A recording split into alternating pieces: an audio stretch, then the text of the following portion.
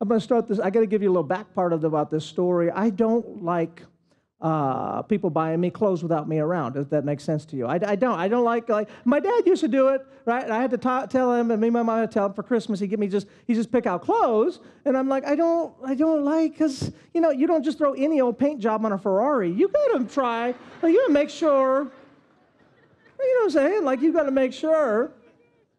And so, I don't like it. And Holly, if she goes to buy me clothes and stuff, I want to go to the Kids Gap with her. I do. I don't want her going with, because not all 14 youth are the same size. Well, needless to say, she bought me a puffer jacket. And she bought it, so, I put it, and I look like a very handsome man, looking like the Michelin Man. It just didn't, I didn't know if I loved it, right? And every time it got cold, she's like, get your puffer jacket. I was like, yay! And so, woo, and then I was just like a little snowman walking around.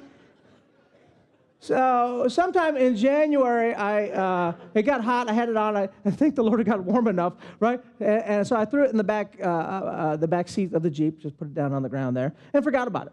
So a few weeks ago, get up in the morning and getting going. I got bills to do, and one of the bills I get, he was like, he's like $980 stupid thing that I shouldn't have to pay. It's just dumb. And so right, and so it annoyed me, but it's all right. You don't shake me up, because I always just tell when those things happen, I always tell God. I said, God, you owe me $5,000 now. I always multiply by 5.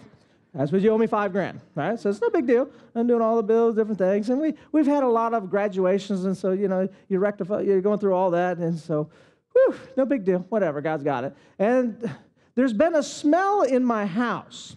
So as you walk out the master bedroom, there was like a 6-foot by 6-foot. You walk, you're like, in the hot of the day, you're like, oh my, what is that, right? And then it's fine. And it's in the heat of the day. And so we finally realized that an animal had died in our wall somewhere. I know. Oh, my God. And so, and I don't know. How do you do? I don't even know how to deal. I've never had that. It sounds like maybe it could be a normal problem, but how do you deal with an animal dead in your wall? I'm like, I could pray, honey, and raise it from the dead, but then we'd have a little zombie rat running around the walls. I don't know if I want that. I don't think I want it alive. Right? I don't want that. So what do? Well, you call Vince. And Vince is like, I'm like, Vince, what do you do? He's like, I don't know, I'll come over. And we just cut a bunch of holes in the wall, right?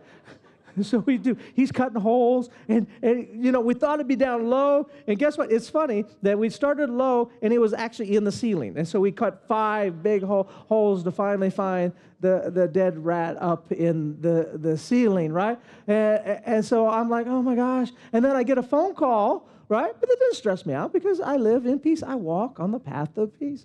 I get a phone call, and the big, massive, everything shut down at the business. It all shut down, the phones, the internet, everything was down. And so I hop in the Jeep, and, I throw a little Joel on, because Joel makes me feel like a champion. He's like, you can do it, Scott. You're amazing. I'm like, you're right, Joel. How did you know that? And so I got the doors off the Jeep, I got the little Nerf doors, and so I'm pulling out, and I go to flap down my visor, and I go like this, a new Jeep, and it goes, boop, and I've never had it in my life. It falls down, and it's just hanging by a cord that does the garage thing. It's just swinging. I'm like, what in the world is that? And so I'm trying, right, to get it. It's just swinging, trying to get it up, and I'm driving, right, and then I see in the road, there's a 5-gallon bucket of paint sitting in the road.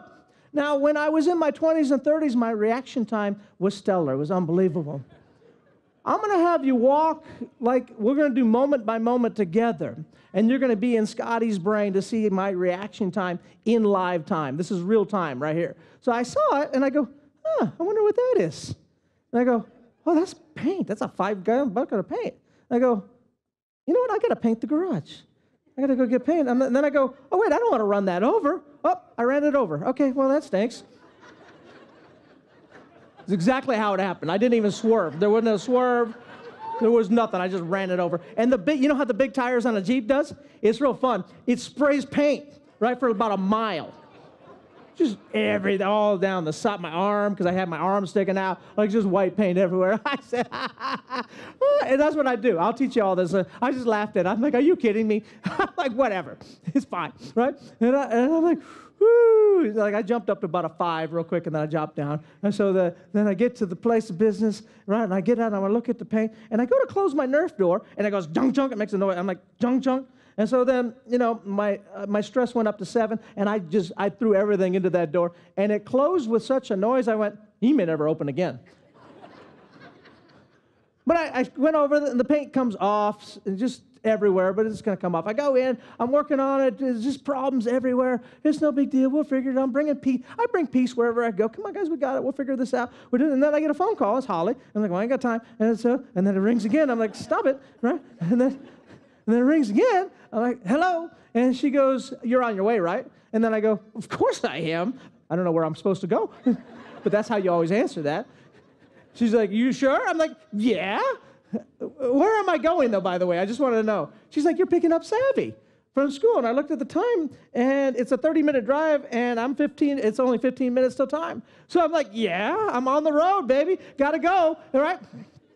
So I jump out, and then I have to climb in the Jeep, Dukes hazard style, because I don't want to open that door and have it not open, which at 52, it was not it looked like a sea lion trying to climb a ladder. It was the ugliest thing you've ever seen in your life.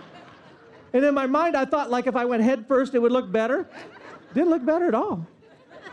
I get in the Jeep, and I'm flying down the 202. I'm doing 80, right? And the wind is just blowing everywhere, right? And then I'm listening to Joel. Joel's telling me, this is a great day. I'm like, you're right, Joel. It's a great day. Thank you, Joel. And then all of a sudden, my radio shut off. It just went, bloop, nothing. And it wouldn't turn on. It just died. My radio and my new Jeep just dead. And I went, God, I said, I need something now. You owe me something. I need a blessing in my life.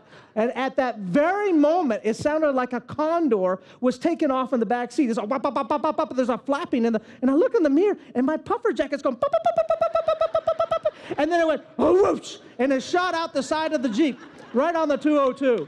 And I said, God, you found a way to bless my day in the midst of all of my problems. Thank you, Lord.